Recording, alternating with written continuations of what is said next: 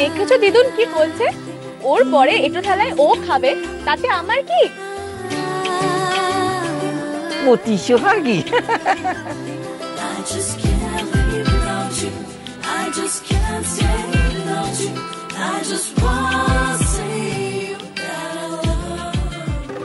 Gift gift পাঠিয়েছে, আয় নাই। এই যে এসে গেছে অপগণ্ডটা। এই যে সঞ্জু বাবা, এই ধরো তোমার বাবা বাবা বাবা তোমার জন্য এটা পাঠিয়েছেন।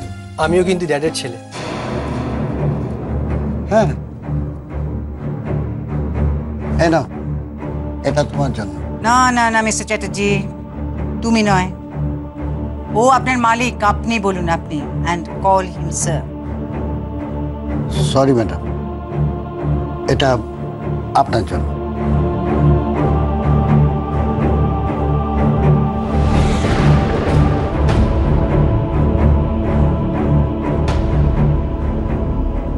সঞ্জীব, ধরো এটা তোমার জন্য।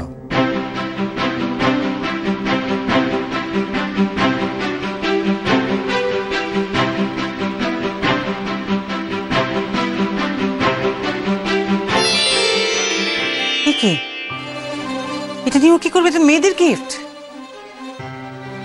আগে এটা স্যার পাঠিয়েছেন। সঞ্জীব, এটা তার জন্য, তুমি যাকে সবচেয়ে বেশি ভালোবাসো তাকে এটা দেবে। হ্যাঁ, সবচেয়ে বেশি ভালোবাসো যাকে, তাকে এটা দেবে। আসলে এই দেখি দেখি দেখি, ওয়াও, এক্সক্লুসিভ জুয়েলারি দেখো দিদি ভাই। এই শোন শোন, বলছি যে I feel that you love me most. আমি তোর জন্য কত কিছু করি, বল সত্যি কথা বল। সঞ্জু, সঞ্জু, ওটা তুই কাকে দিবি? তুই কাকে সব থেকে বেশি ভালোবাসিস? কাকে? তোর দূর চোখে মেঘলা নালিশ, জল থই থই শরীরে বৃষ্টি আকিস, আয় বৃষ্টি আয় ঝেপে আয়, আমার শরীর খোলা জানলায়।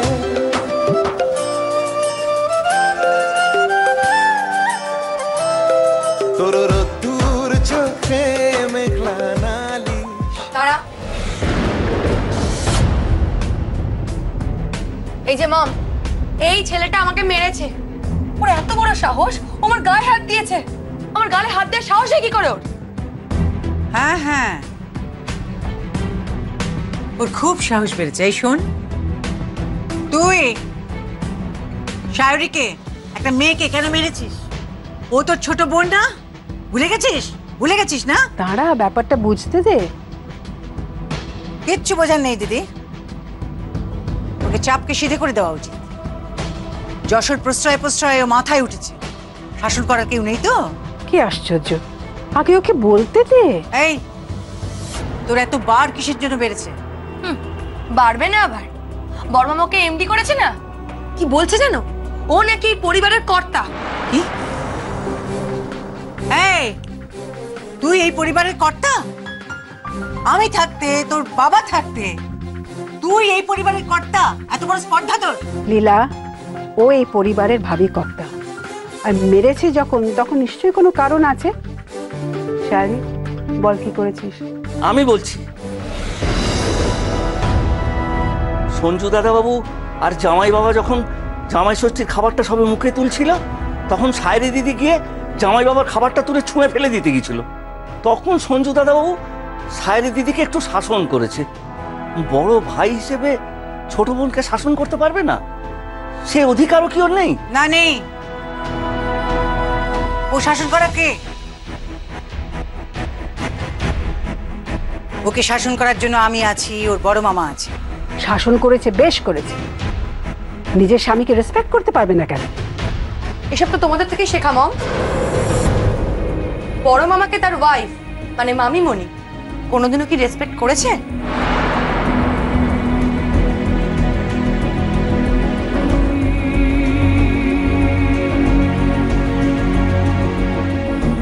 নো, নেভার, জাস্ট টলারেট করে।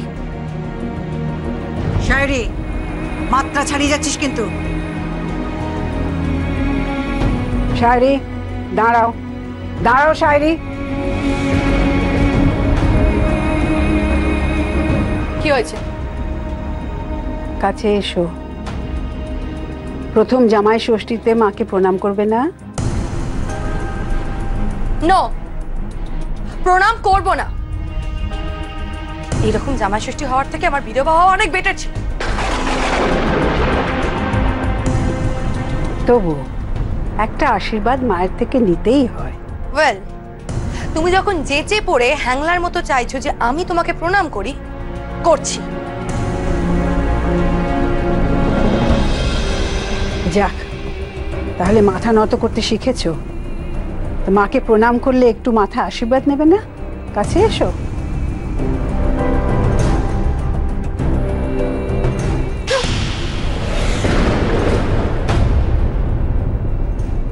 মম, গুরুজনরা শাসন করলে সেটা মানতে হয়। সভ্যতা শেখো, মানুষকে শ্রদ্ধা করতে শেখো। এটা একটা পরিবার। এই যে সকলের সামনে বড় মামাকে আর মামিকে অপমান করলে এই অধিকার কিন্তু তোমার নেই। ন্যাকামো করো না দিদি, একদম ন্যাকামো করো না। 7 কাণ্ড রামায়ণ পড়ে সীতা কার বাপ? তোমারই শিক্ষায় শিক্ষিত তো, তুমি তো শিখিয়েছো ওর মামাকে অপমান করতে, আমাকে অপমান করতে, রাকাকে বিশ্বকে অপমান করতে। ছি, আমাদেরই পয়সায় খেয়ে পড়ে আমাদের সাথে এরকম ব্যবহার।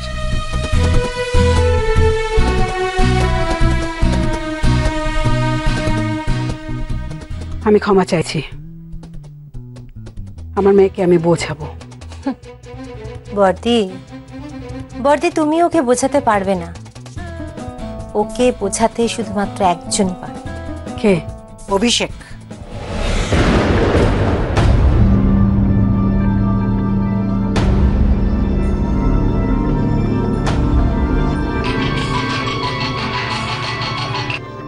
হ্যালো।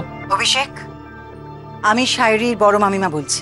হ্যাঁ মামিমা, বলুন কেমন আছেন? ভালো আছি।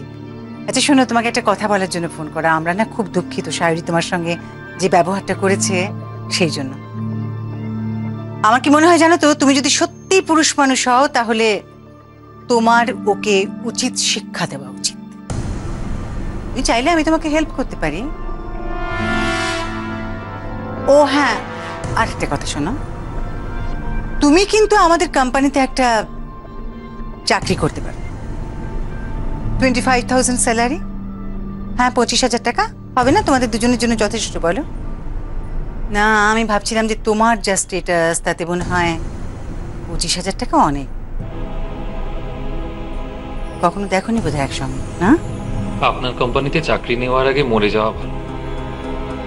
And for your kind information, আমি একটা কাজ পেয়ে গেছি। ঠিক আছে, একটা বড় বিল্ডিং এর ঠিকাদারির কাজ। প্রথম উপার্জন খুব একটা খারাপ হবে না, বুঝলেন? কি হলো, কথা শেষ? নোটে গাছটা অলরেডি মরিয়ে গেল। আমাকে আশীর্বাদ করবেন না মাইমা? না না, আশীর্বাদ তো নিশ্চয়ই করবো, তবে প্রশ্ন হলো যে তোমাকে কাজটা কে দিল? কোন বাড়ির জন্য তুমি কন্ট্রাক্ট পেয়েছো? 21 নম্বর ফটিকচাঁদ পাইলেনের কাজ।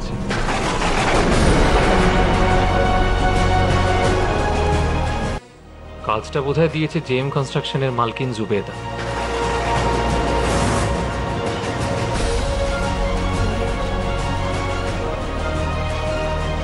জুবেদা?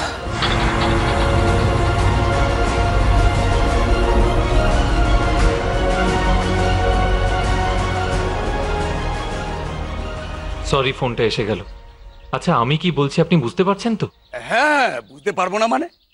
ইট বালি স্টোন চিপ কাঠ, এই নিয়েই তো জীবনটা কেটে গেল।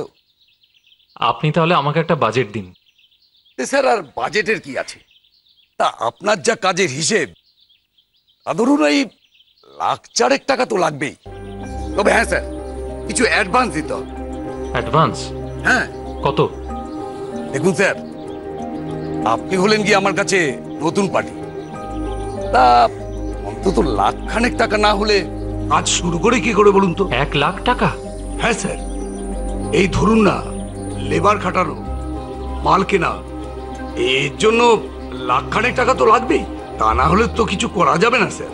কিন্তু এত টাকা আমি কোথা থেকে পাবো? কি বলছেন স্যার? আপনি হলেন কি মুখার্জি বাড়ির জামাই? আপনার কাছে টাকার প্রবলেম? আপনি চাইলে তো 1,00,000 কেন, কোটি টাকা চলে আসবে। আপনি এসব কথা কোত্থেকে জানলেন?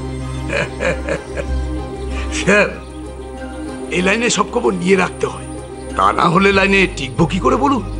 যাক, যত বড় কাজই হোক আমি করে দেবো স্যার, তবে শুধু অ্যাডভান্স দিতে হবে। থাক। থাক মানে স্যার? কাজটা করা যাবে না স্যার। এটা আপনার। আমার? হ্যাঁ।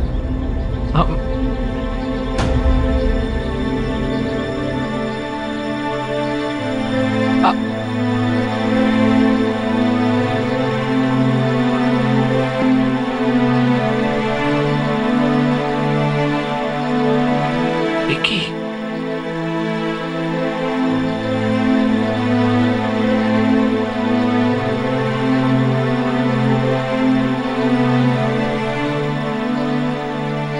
আপনাকে ধার হিসেবে $1,00,000 দিলাম, কাজটা শুরু করুন। মুখার্জি বাড়ির জামাই, পরের বার জামাই ষষ্ঠীতে যখন শ্বশুর বাড়ি যাবেন তখন মাথা উঁচু করে যাবেন, হাতে মিষ্টি, ইলিশ মাছ আর বাড়ির প্রত্যেকের জন্য গিফট নিয়ে যাওয়ার ক্ষমতা থাকবে। আমি আপনার পাশে আছি, আপনার পরম আত্মীয়া। পরম আত্মীয়াকে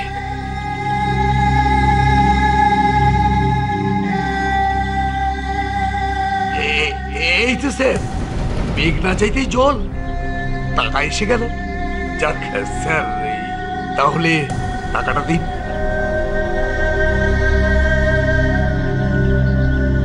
থ্যাংক ইউ স্যার। স্যার, তাহলে ওই কাল থেকে কাজে নেমে পড়ি? হ্যাঁ, শুরু করে দিন। আচ্ছা স্যার, চলি।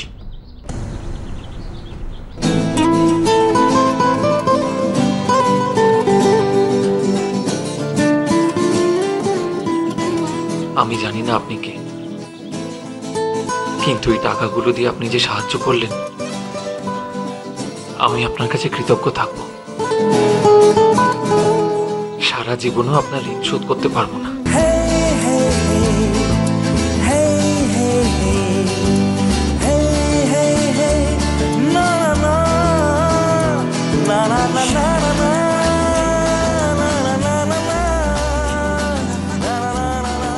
মা, একটা কথা বলবো? বল। এই শাড়িটা একটু গায়ে জড়িয়ে নেবেন? কেন? একটা ছবি তুলে পাঠাবো একজনকে। কাকে পাঠাবি? আগে আপনার জামাইকে। উনি এ বাড়িতে আসতে পারছেন না তো, তাই জামাই বাবার খুব শখ ওনার শাশুড়ির গায়ে এই শাড়িটা জড়িয়ে একটা ছবি তুলে যেন ওনাকে পাঠাই। আমি শাড়ি? ও শাড়ি দিদি,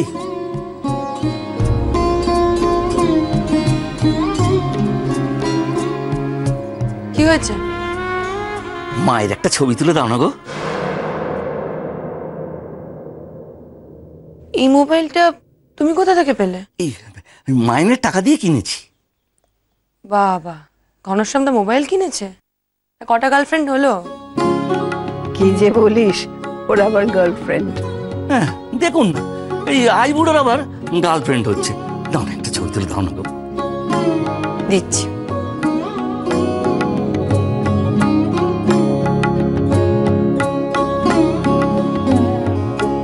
দাঁড়া দাঁড়া দাঁড়া, আমাকে দে। নাও দেখো।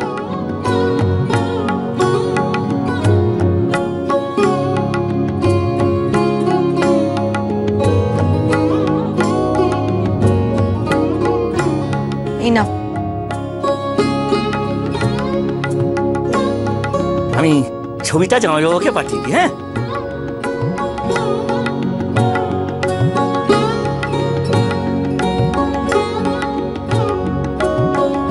কিরে পাঠিয়েছিস? এই চলে গেছে।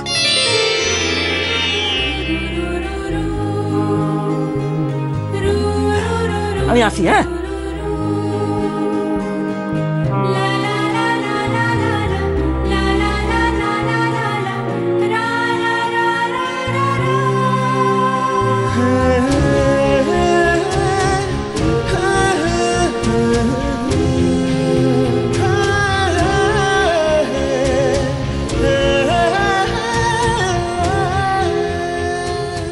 দিদি তোমার জামাই ফোন করেছো? কেন রে, কোনো বিপদ আপদ হলো না তো? তুমি কথা বলো, নিজেই বুঝতে পারো। কথা বলো। হ্যালো, কি অভি? মা, আমি আপনার আশীর্বাদে একটা কাজ শুরু করেছি। হ্যাঁ, লীলা বলেছিল বটে। তো দূর থেকে আশীর্বাদ করা যায়, সামনে এসে আশীর্বাদ নেবে না? না মা, যে পণ আমি করেছি সেই পণ রাখবো। আগে কিছু একটা হয়ে দেখাই, তারপর না হয় ওই বাড়ি যাব। আসলে আপনার মেয়েকে বুঝিয়ে দেওয়া দরকার যে আপনি ভুল জামাই নির্বাচন করেননি মা। থ্যাংক ইউ অভি। তুমি মন দিয়ে কাজ করো। হ্যাঁ, আমরা সবাই তোমার পাশে আছি। আর শোনো, তুমি যে আমাকে শাড়িটা দিয়েছো না, সেটা খুব সুন্দর। কি সুন্দর ডিজাইন করা সুতোর কাজ। সুতোর কাজ? কই না, আমি তো আপনাকে একটা সাধারণ শাড়ি পাঠিয়েছি। মানে আমার যা সামর্থ্য আর কি। একটা প্রোগ্রাম অর্গানাইজ করেছিলাম, সেখান থেকে 1000 টাকা পেয়েছিলাম, তার মধ্যে 500 টাকা পড়েছিল, তো তাই দিয়ে আমি শাড়িটা কিনে পাঠিয়েছিলাম। কি বলছো? শাড়িটা এত সুন্দর, কত কাজ, এটা তুমি পাঠাওনি? আর শাড়িটা আমার গায়ে জড়িয়ে যে একটা ছবি পাঠানো হলো তোমাকে। ছবি? ওই না, আমি তো কোনো ছবি পাইনি। কেন, ঘনশ্যাম পাঠায়নি? না। ও আচ্ছা। দিদি কি হয়েছে? না, কিছু না।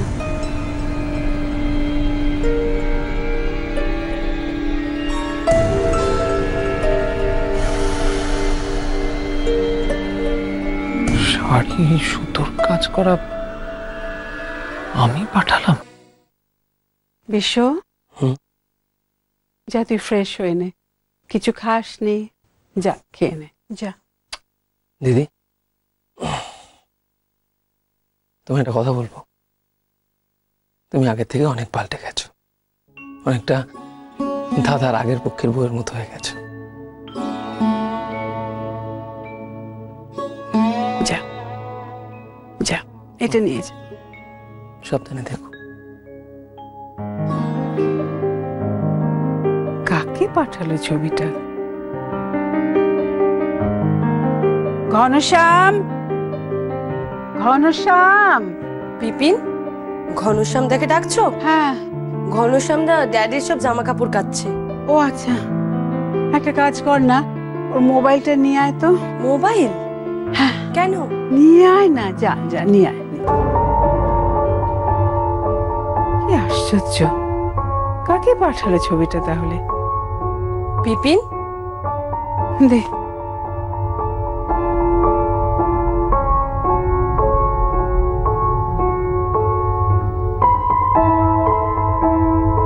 এই নাম্বারে পাঠিয়েছে?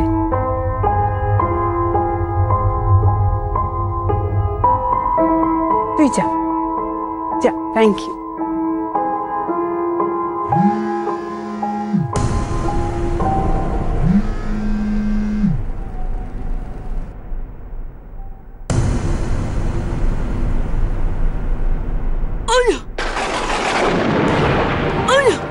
বলছো?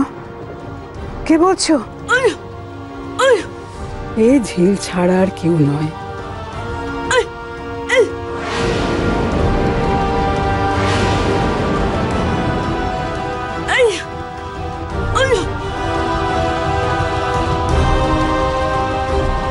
ঝিল আমার অপারেশনের টাকা দিয়েছে, ঝিলই সঞ্জুকে গাড়ি দিয়েছে, ঝিল আমাকে খাবার পাঠাচ্ছে, আর এই শাড়িটাও ঝিলই পাঠিয়েছে। ঝিল আমাকে ঋণে ঘিরে ফেলেছে। নিশ্চয়ই আগের জন্মে আমার মেয়ে ছিল, তা না হলে এতটা কেউ কারোর জন্য করে না।